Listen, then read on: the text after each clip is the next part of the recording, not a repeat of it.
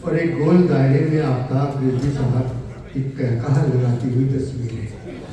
اگر آپ کو ان کو دیکھ کے قہقہہ لگانا تھا تو سرورق پہ یہ تصویر نہیں چھپا۔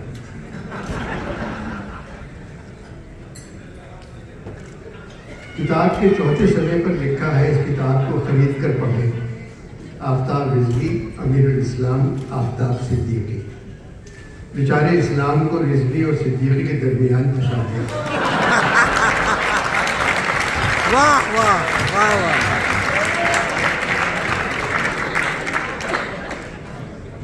آفتاب رضوی صاحب جتنا اچھا بولتے ہیں اتنا ہی اچھا لکھتے ہیں۔ ساری تحریر میں مذاق موجود ہے۔ اس کتاب کی ایک اور بات جو مجھے اچھی لگی، ایک ورق پر شیعہ سنی کی تعریف کر رہا ہے، چوتھے ورق پر سنی شیعہ کی تعریف کر رہا ہے۔ رضویوں اور صدیقیوں سے یہ کتاب بھری پڑی ہے، مجبوراً امیر کو دونوں کی تعریف کرنا پڑی۔ پچھلے ہفتے واشنگٹن میں میں نے پاکستانی فلم مولا جی کی تھی۔ فلم کے پہلے منظر سے آخری منظر تک مولا شراب پیتا رہتا ہے۔ میں نے ایک منظر پر ذرا زور سے کہہ دیا، مولا تو بہت شراب پی رہے۔ سامنے والی کرسی پہ شاید کوئی شیعہ بیٹھے تھے، گردن موڑ کر کہنے لگے، آپ فواد خان کہیں، مولا کہنے کی ضرورت نہیں ہے۔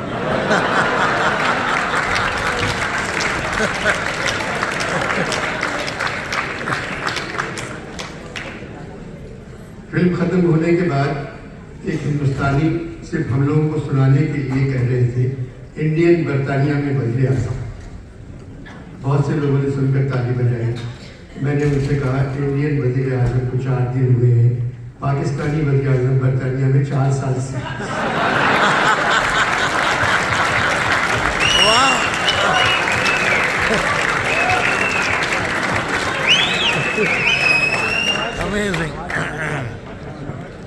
دنیا بھر میں گلوبل وارمنگ کا خطرہ ہے، صرف پاکستان ہے جہاں گلوبل وارمنگ سے کہیں زیادہ ووکل وارمنگ کا خطرہ ہوگا۔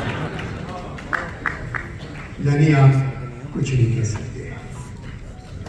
اکبر الہ آبادی کا شعر ہے، انگریزوں کی حکومت کے لیے لکھا تھا۔ شعر پڑھ کر ایسا لگتا ہے یہ شعر انہوں نے آج اسلام آباد میں بیٹھ کر لکھا ہے۔ ان کی سب سنتے ہیں، اپنی نہیں کہہ سکتے کچھ۔ کیا قیامت ہے، زبان کٹ گئی اور کان رہے۔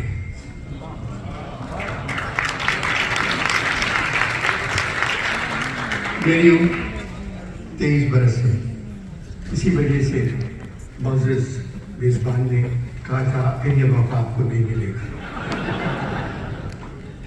ان برسوں میں میں نے اپنی مرضی سے خود کپڑے اتارے۔ آج کوئی بات ایسی نہیں کہوں گا جس کو سن کر پنجاب پولیس میرے کپڑے اتارے۔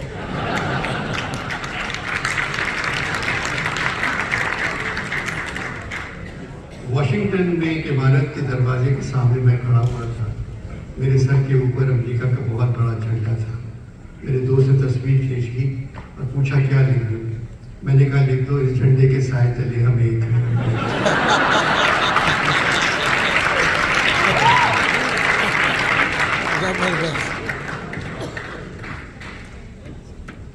3 مہینے کے لیے مجھے کووڈ نے پکڑ کر ایک کمرے میں بند کر دیا تھا۔ کووڈ کے بغیر بھی پاکستان میں سانس لینا دشوار تھا۔ 21 دن آکسیجن پر رہا اور تقریباً 90 دن اوپر لٹکی ہوئی پانی کی بوتلوں، دوسری ہر قسم کی بوتل کو ڈاکٹروں نے مجھ سے دور رکھنے کی۔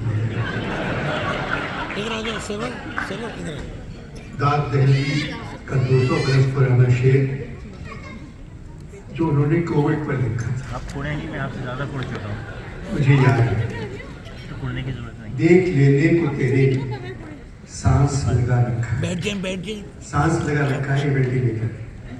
دیکھ لینے کو تیرے سانس لگا رکھا ہے، ورنہ بیمار غمِ ہجر میں کیا رکھا ہے۔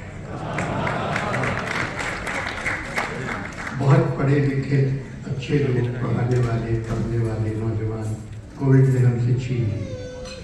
मगर अफसोस का मुकाम है किसी भी सियासतदान ने कोविड की वजह से अपनी कुर्सी खाली नहीं की। सियासतदान सिर्फ अपना मुंह छुपाने के लिए चेहरों पर मास्क लगाए करते थे, क्योंकि लोग उनकी शक्ल नहीं देखना चाहते थे। उनको कोविड का बहाना मिल गया। मैंने 60 वर्षों में पाकिस्तान से बाहर जाकर कभी पाकिस्तान के खिलाफ एक लफ्ज़ नहीं कहा, मगर अब आप लोग यहाँ बैठकर पाकिस्तान के मुख्तलिफ न्यूज़ चैनल देख रहे हैं। अब अगर सिर्फ पाकिस्तान की तारीफ करूँगा तो आप कहेंगे मकसूद ने भी झूठ बोलना शुरू कर दिया। इन तमाम बातों के बावजूद मैं समझता हूँ पाकिस्तान बहुत अच्छा, बहुत भला मुल्क है।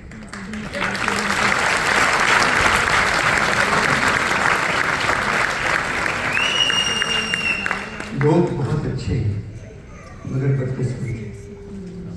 कायद के बाद, कायद आज़म के बाद, पहले कायद के बाद कहा था, महाजिर समझ रहे होंगे, कायद से मेरे बड़ा उतार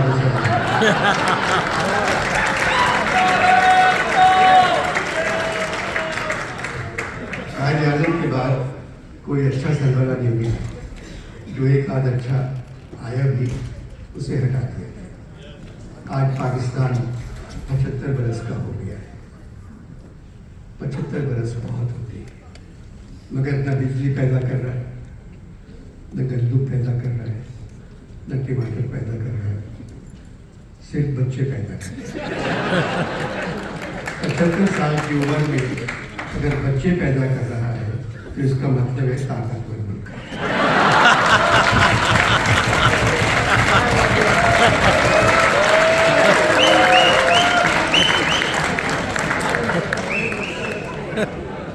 सिर्फ क्रिकेट का वो मैदान रह गया है जहां हम जीत सकते हैं। मैंने रमीज राजा से कहा T20 में पावर प्ले की बहुत अहमियत होती है।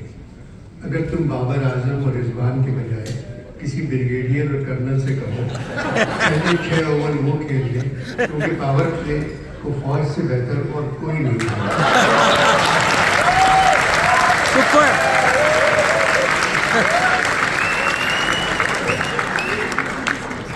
और ये लोग किसी को भी बड़ी आसानी से आउट कर सकते हैं।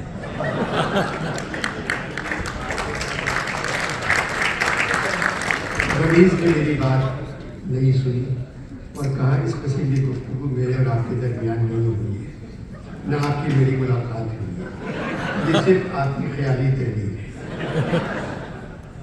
किसी भी मुल्क के हालात मुसलसल खराब रहे तो वहाँ लोग सड़कों पर निकल आते हैं। ईरान की बादशाहत ख़त्म करने के लिए पूरा ईरान सड़कों पर निकल आया और बादशाह को महल, तख्त, मुल्क सब कुछ छोड़ना पड़ा। ज़हरा निगाह की एक छोटी सी नज़्म है जो ईरान के इनकलाब पर है और दूसरी बांग्लादेश के बना था। छोटी छोटी दो नज़्में हैं, हालात वही होते जा रहे हैं। ईरान की म्यूज़िक शुरू हुई है।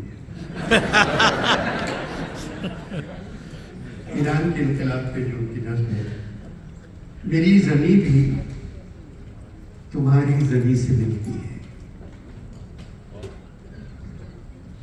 मेरी ज़बान से रिश्ता तुम्हारे लफ्ज़ों का, तुम्हारे शेर अभी तक मेरी किताबों में, रिवायतों से ताल्लुक़ मेरे फसानों का।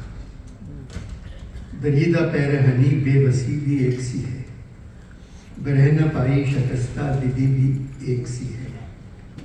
हर एक दीदे पुराब एक जैसा है, हर एक ख्याल हर एक ख्वाब एक जैसा है। अगर है फ़र्क कहीं पर तो बेइरादा है कि मेरे शाहों की तादाद कुछ ज़्यादा है। वाह वाह। जो तार तार करे हर रिवा से महरूम, खुदा करे कि वो दस्ते जो मुझे मिल जाए। तुम्हारे कूचों बाजार में जो बहती है वो बूए इश्क कभी मेरी खाक से भी आए।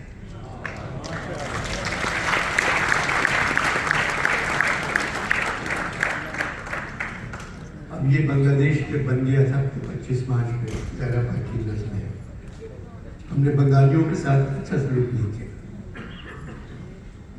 जो हिंदुस्तानी हमारी क्रिकेट टीम के साथ कर रहे हैं।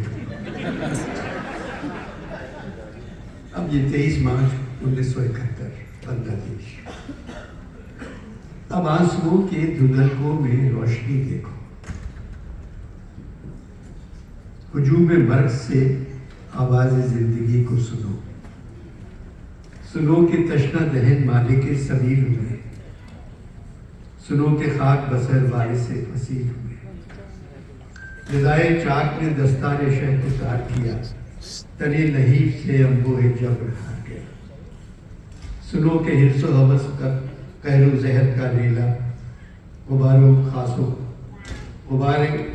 خار و خس و خاک ہی نے تھام لیا. سیاہیاں ہی مقدر ہو جن نگاہوں کا. خدا بچائے ان آنکھوں کی شعلہ سا بازی سے.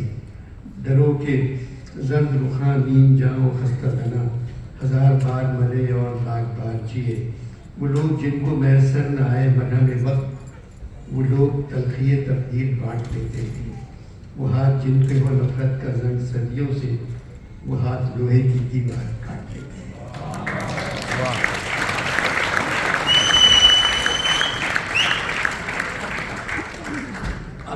جب بھی میں باہر جاتا ہوں کسی ادبی کانفرنس میں, چاہے ولایت میں ہو, چاہے امریکہ میں ہو, چاہے ہندوستان میں ہو, اب سب مجھ سے نہ فیض کے بارے میں بات کر پوچھنا چاہتے ہیں, نہ فراز کے بارے میں, نہ منیر کے بارے میں, نہ غالب, نہ میر. کہتے ہیں ہمیں بس جان کے بارے میں بتائیں. جان اور جالب ان دو کے بارے میں بتائیں اور ہم کو سب کو معلوم. جان کے جو میرے پاس قصے ہیں میں ان پہ کتاب لکھ سکتا ہوں. اس سے پہلے میں جالب کی اس دفعہ 14 اگست کو مجھ سے ملنے جالب میرے گھر آ رہے تھے. عالم والا سے لوگ میرے آتے ہیں. اس دفعہ 14 اگست کو جالب آئے. مجھ سے ملنے اکثر میرے گھر پر میر, غالب, اقبال, فیض, فراز, منیر, جان آ جاتے ہیں. اس دفعہ 14 اگست کی شام میرے ملازم نے آ کر کہا کوئی مزدور مجھ سے ملنے آیا ہے, اس کو کچھ پیسے دے. وہ صرف آپ سے ملنا چاہتا ہے. میں باہر چلا گیا. ابھی جالب میرے گھر آئی تھی. میں نے کہا 14 اگست 1947 کے بعد آج پھر مجھے آزادی کا دن اچھا لگ رہا ہے. میرے کمرے میں آ کے بیٹھ گئے. جالب کے بارے میں آپ لوگوں کو کچھ بتا دوں. جالب انجینئر تھا, سول انجینئر. سچائی, ایمانداری, وطن سے محبت کی عمارتیں تعمیر کرنے کا شوق. اس کے پاس دولت نہیں تھی. وہ عمارتیں اپنے قلم سے تعمیر کرنے کی کوشش کرتا رہا. ہر حکومت جالب کی عمارتیں گرانے میں مصروف رہی, کیونکہ وہ نہ سچ سے واقف تھی, نہ ایمانداری سے, نہ وطن کی محبت سے. 24 مارچ 1928 پیدا ہوئے. 12 مارچ 1997 ہم سے جدا ہو گئے. انور مقصود میرے بارے میں اتنی تفصیل سے کیوں بتا رہے ہیں؟ جالب پڑھے لکھے کو شاید اپنے گھروں میں رہنے والوں کو بتا رہا ہوں. وہ شاید آپ کو اتنا نہیں جانتے جتنا بے گھر زندگی سے بیدار, پریشان, سحر کے انتظار میں اندھیروں سے تنگ آئے ہوئے لوگ آپ کو جانتے ہیں. انور پڑھے لکھے, خوشحال, اپنے گھروں میں رہنے والے, یہ کس ملک کے لوگ ہیں؟ ان کا تعلق بھی پاکستان سے ہے. جالب, میں تو اب ان کے درمیان نہیں ہوں, پھر کیوں وقت خراب کر رہے ہو؟ جب آپ کی شاعری ہمارے پاس ہے تو آپ ہمارے ساتھ ہیں, بلکہ آس پاس ہیں. عوامی انسان, قدریں عوامی, آپ کی محبتیں عوامی, اور سب سے بڑی بات آپ کی نفرتیں بھی عوامی تھی. ہزاروں لاکھوں کروڑوں انسان جو خود کو پتہ نہیں کیوں پاکستانی کہتے ہیں, آج بھی ہم سے محبت کرتے ہیں. گدھے ہیں انور, عوام گدھے ہیں. ہاں, جتنا چاہے ان پر بوجھ ڈال دو پھر بھی چلتے رہتے ہیں. اس لیے کہا تھا گدھے ہیں, نہ گھر کے نہ گھر کے. مگر آپ سے تو محبت کرتے ہیں, آپ کی شاعری کو اپنے دل کی آواز سمجھتے ہیں. علامہ اقبال نے جو آپ کی ڈیوٹی لگائی تھی, کون سی ڈیوٹی؟ اٹھو میری دنیا کے غریبوں کو جگا دو. اقبال کو اندازہ نہیں تھا پاکستان کے غریبوں کی قسمت میں صرف جاگنا لکھا.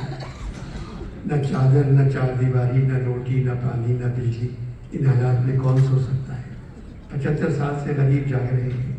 علامہ اگر اس مصرے کو یوں لکھ دیتے, اٹھو میری دنیا کی امیروں کو سلا دو, تو بہتر ہوتا ہے.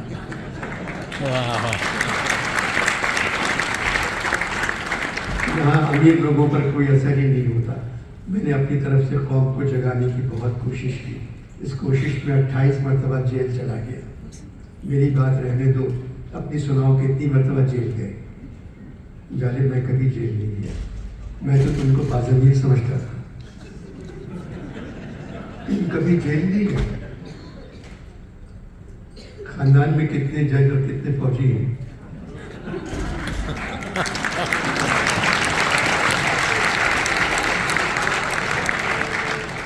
ایک بھی نہیں جانے.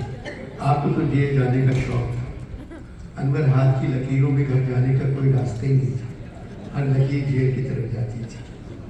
عشقیہ شاعری چھوڑ کر آپ سیاست کی طرف آ گئے اور ایوب خان کے خلاف لکھنا شروع کیا.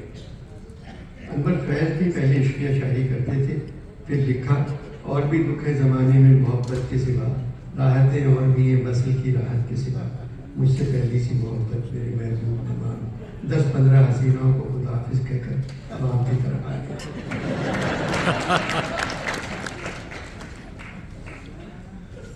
آپ ایوب خان کی بات کر رہے تھے. ایوب خان کی وجہ سے مجھے عالم بالا میں بھی جیل جانا پڑا. وہاں بھی جیل ہے. یہ تو قدرت کا نظام ہے انور، جہاں مسلمان وہاں جیل.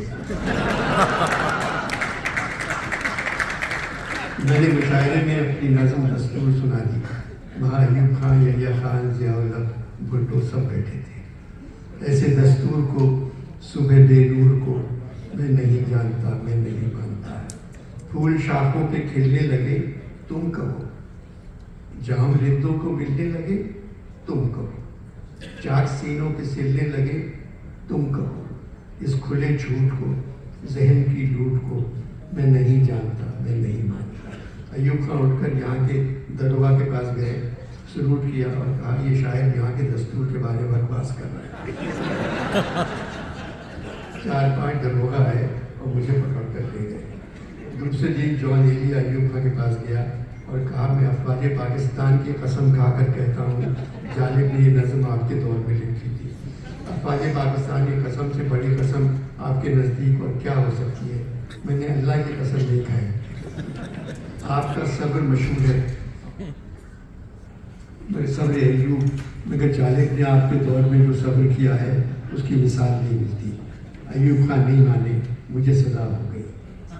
میں نے پھر لکھا میں زمین کا آدمی ہوں، مجھے کام ہے زمین سے، یہ فلک پہ رہنے والے مجھے چاہیں یا نہ چاہیں. غزل کا خاتمہ کر کے آپ غریبوں کی طرف آ گئے. خود غریب تھا، اپنوں کی طرف آ گیا. ایوب خان کے دور میں پاکستان کی آبادی 10 کروڑ تھی. میں نے نظم لکھ دی 10 کروڑ انسانوں زندگی سے بیگانوں، صرف چند لوگوں نے حق تمہارا چھینا ہے. خاک ایسے جینے پر یہ بھی کوئی جینا ہے. بے شعور بھی تم کو بے شعور کہتے ہیں. سوچتا ہوں یہ نانا کس ہوا میں رہتے ہیں. اور یہ قصیدہ تو فکر ہے یہی ان کو، ہاتھ میں علم لے کر تم نہ اٹھ سکو لوگوں. کب تلک کی خاموشی چلتے پھرتے زندانوں، 10 کروڑ انسانوں زندگی سے بیگانوں. بولنے پہ پابندی، سوچنے پہ تاثیریں، پاؤں میں غلامی کی آج بھی ہیں زنجیریں. آج حرف آخر ہے بات چند لوگوں کی، دن ہے چند لوگوں کا، رات چند لوگوں کی. اٹھ کے درد مندوں کے صبح شام بدلو بھی، جس پہ تم نہیں شامل وہ نظام بدلو بھی. دوستوں کو پہچانو، دشمنوں کو پہچانو، 10 کروڑ انسانوں زندگی سے بیگانوں. یہ نظم لکھ کر آپ کو کیا فائدہ ہوا؟ انور لکھتے وقت فائدے کا کبھی نہیں سوچا، مگر اس نظم کے بعد مجھے تھوڑا بہت فائدہ ہوا. کوٹ لگ کر جیل چلا گیا. وہاں 3 وقت کھانا ملتا تھا، ایک کھانے کا ملتا. گھر میں کتنے دن رہے انور مقصود؟ گھر میں بھی کہاں چین سے سوئے تھے کبھی ہم، جو رات ہے زندہ میں وہی رات وہاں تھی. اگر کوئی باپ بھی بچوں کی خواہش پوری نہ کر سکے تو گھر زندہ کے شکر اختیار کرتا ہے. میری چھوٹی بیٹی ہمیشہ روتی رہتی تھی، مگر جب پولیس والے میرے گھر آ کر مجھے ہتھکڑی پہناتے تھے تو وہ ہنسنے لگتے تھے. اس کو شاید کھلونا لگی ہتھکڑی، میری بچی مجھے دیکھ کر ہنس پڑی. یہ ہنسی تھی سحر کی بشارت مجھے، یہ ہنسی دے گئی کتنی طاقت مجھے.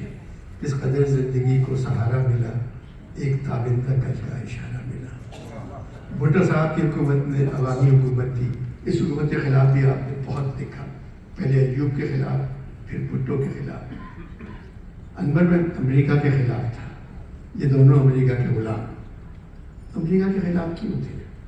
अनवर इसीलिए तो लिखा था, कर्ज देकर गरीब मुल्कों का छीन लेता है रुपए आज़ादी, आज ज़ेरे अताब है इसकी हर बड़ा शहर हर हसी वादी, मुद्दतों सर उठा के चल न सका इसके खाते में जिसका नाम आया, साफ दामन बचा गया हमसे जब भी मुश्किल कोई मकाम आया।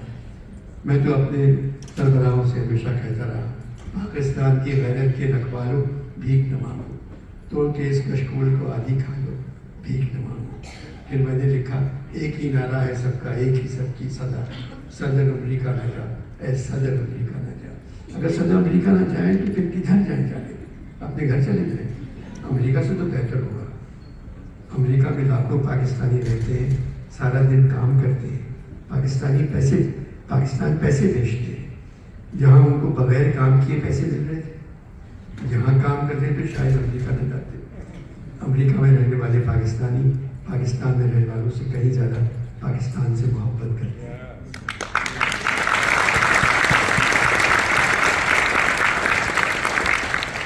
अनवर जो लोग मोहब्बत करते हैं उनकी किस्मत में कुदरत ने जुदाई लिखी है।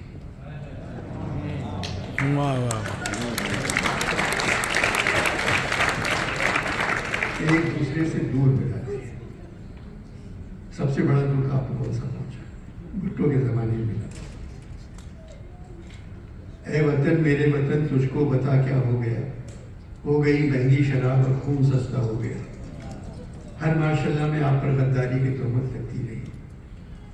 अब जी मेरे 4 मिसरे सुनो जो आज भी तुम्हारे पाकिस्तान में काम आएंगे। वो कह रहे हैं मोहब्बत नहीं वतन से मुझे, वो कह रहे हैं मोहब्बत नहीं वतन से मुझे, सिखा रहे हैं मोहब्बत मशीन गन से मुझे। वाह, और के खिलाफ आपने बहुत लिखा और पाकिस्तान की कोई जेल नहीं छोड़ी। अपने शहरों से ज़्यादा मैंने अपने वतन की जेलों को देखा। भुट्टो के खिलाफ क्यों हो गए थे? गरीबों के वोट से मुल्क का बादशाह बना, जो चीज़ें उसके पास कसरत से थी वो गरीबों में बांट नहीं सका। कौन सी चीज़ें? रोटी, कपड़ा और मकान। पढ़ा लिखा जमींदार ही रहा। भुट्टो के दौर में पहली मरतबा जेल क्यों गए? पाकिस्तान की मशहूर फिल्मी अदाकारा थी मुमताज़, उसको भुट्टो ने लड़काना बुलवाया, मैंने नज़म लिख दी, कसर शाही से ये हुक्म सादिर होगा, लाड़काने चलो वरना थाने चलो। कसर शाही से ये हुक्म सादिर होगा, लाड़काने चलो वरना थाने चलो। अपने होठों की खुशबू लुटाने चलो, गीत गाने चलो वरना थाने चलो। मुंतज़िर है तुम्हारे शिकारी वहाँ कैफ का है समा, अपनी आंखों का जादू जगाने चलो, मुस्कुराने चलो वरना थाने चलो। मुमताज़ तो लड़काना चली गई, मगर मैं कोर्ट तक पर चला गया। आप मुमताज़ से मिले, मैं नहीं मिला, वो मुझसे मिलने कोर्ट तक पर आई थी। भुट्टो साहब के ज़माने में आपके घर पुलिस का छापा पड़ा। मेरा घर तो हर दौर में छापे खाने बन जाता था। भुट्टो ने अपनी कुर्सी बचाने के लिए शराब पर पाबंदी लगा दी थी। रात के 2 बजे पुलिस दरवाज़ा तोड़कर घर में दाखिल हुई। मैं सहन में चारपाई पर लेटा हुआ था। मैंने कहा, भाई दरवाज़ा तो पहले से टूटा हुआ था, मज़ीद तोड़ने की क्या जरूरत? घर की तलाशी लेते रहे, कुछ नहीं मिला तो पता नहीं कहाँ से आधी भरी हुई शराब की बोतल निकाली और मुझे पकड़ कर ले गए। जस्टिस कियानी की अदालत थी। सरकारी वकील ने कहा, पाकिस्तान एक इस्लामी मुल्क है, इस्लामी मुल्क के वज़ीर-ए-आज़म जनाब जुल्फ़िकार अली भुट्टो ने शराब पर पाबंदी लगा दी है। इस पाबंदी के बावजूद मुझे जालिब के घर से आधी भरी हुई शराब की बोतल निकली है। जज साहब, इस जुर्म की सज़ा 6 महीने है। कियानी साहब ने कहा, ये मुकदमा झूठा है। जालिब के घर से खाली शराब की बोतल तो मिल सकती है, जालिब आधी भरी हुई कैसे छोड़ सकता है? वाह वाह, मुझे रिहा कर दिया गया। अदाकारा नीलों पर भी आपने एक नज़म लिखी। नवाब कालाबाग ने उसे गवर्नर हाउस में बुलवाया था। वो शाहिदान के सामने नचवाना चाहता था। नीलों ने इनकार किया और खुदकुशी कर ली। डॉक्टर ने नीलों को बचा लिया। میں نے نظم لکھ دی، دلوں گھر آ گئی، مگر میں حیدرآباد جیل چلا گیا۔ تو ناواقف آداب شہنشاہی تھی، رقص زنجیر پہن کر بھی کیا جاتا ہے۔ تجھ کو انکار کی جرت جو ہوئی تو کیوں کر، سائے شاہ میں اس طرح جیا جاتا ہے۔ اہل ثروت کی یہ تدبیر ہے سرکشور کی، تجھ کو دربار میں کوڑوں سے نچایا جائے، ناچتے ناچتے ہو جائے جو پائل خاموش، پھر نہ تعزیز تجھے ہوش میں لایا جائے۔ لوگ اس منظر جا کہاں کو جب دیکھیں گے اور بڑھ جائے گا کچھ صفت شاہی کا جلال، تیرے انجام سے ہر شخص کو عبرت ہوگی، سر اٹھانے کا رعایا کو نہ آئے گا خیال۔ تب شاہانہ پہ جو لوگ گراں ہوتے ہیں، ہاں انہیں زہر بھرا جان دیا جاتا ہے۔ تو کہ ناواقف آداب شہنشاہی تھی، رقص زنجیر پہن کر بھی کیا جاتا ہے۔ سزا مکمل ہونے سے سب سے کم سزا کی شاعری پر اعلان تاشقند پر میری نظر تھی۔ اعلان تاشقند کیے جا رہا ہوں میں، جو بولتا ہے بند کیے جا رہا ہوں میں۔ 1 مہینے کے لیے حیدرآباد پھر چلا گیا۔ آپ کی زندگی میں جو ملک کے حالات تھے آج بھی وہی ہیں، ایسا کیوں ہوتا ہے؟ انور مقصود، جب بندوق کی زبان قومی زبان بن جائے تو ایسے ہی حالات رہتے ہیں۔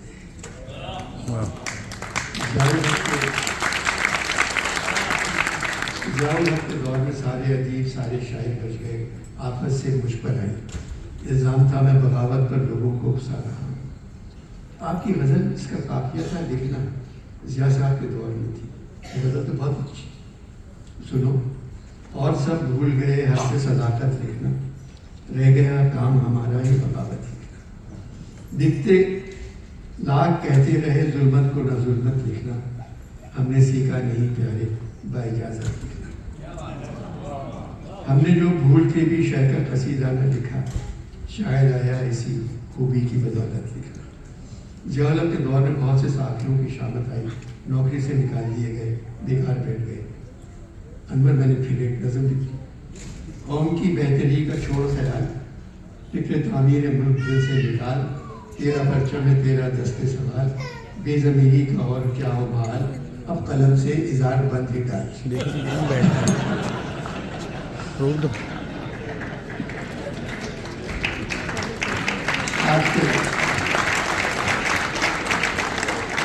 آج کے جو حالات ہیں انور، تمہارے حالات جو کل تھے ماشاءاللہ آج بھی وہی ہیں، انشاءاللہ پرسوں بھی وہی رہیں گے۔ جعلی عدالتیں فیصلے نہیں کر رہی، بات یہ ہے انور، یہ منصف بھی تو قیدی ہیں، ہمیں انصاف کیا دیں گے؟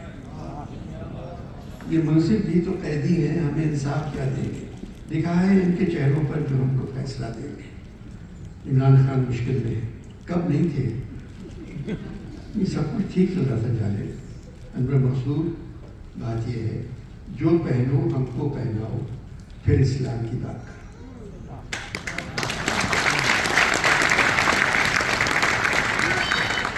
جو پہنو ہم کو پہناؤ، پھر اسلام کی بات کرو۔ گھر گھر جیون دیپ جلاؤ، پھر اسلام کی بات کرو۔ کوٹھی 30 کنالوں کی اور نیچے 8 پلاروں، ہم کو تم ایک اونٹ دلاؤ، پھر اسلام کی بات کرو۔ دیکھو تو کچھ رہ بھی گیا ہے اپنے دیس خزانے میں، کھاؤ لیکن تھوڑا کھاؤ، پھر اسلام کی بات کرو۔ نبی کریم کے گنگانا جشن منانا بجا، مگر کچھ تو ان کا رنگ دکھاؤ، پھر اسلام کی بات کرو۔